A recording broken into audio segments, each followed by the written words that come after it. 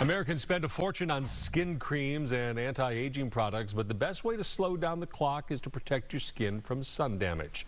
The Fox Medical team's Beth Galvin shows us how to make the most of your sunscreen.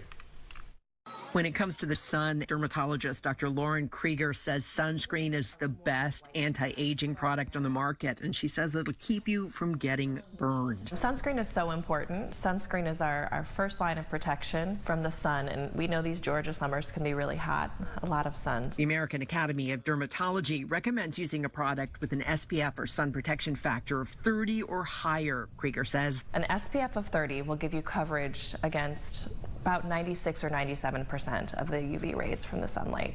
So adding on to that extra 50 only gets you minimal increase to 98%. And she says you want to make sure that you cover any skin that's exposed to the sun. So you want to reapply at least every 2 hours.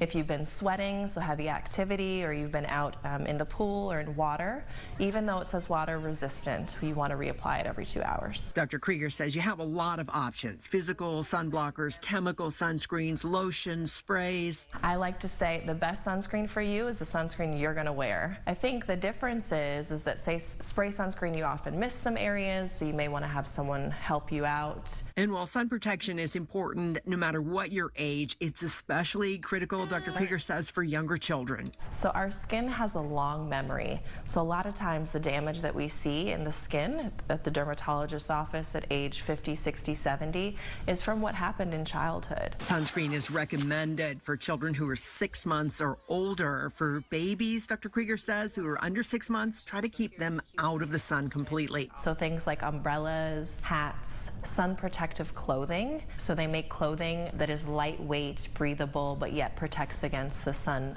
rays. So that's another way to keep the kiddos protected as well. For your Fox Medical team, I'm Beth Galvin.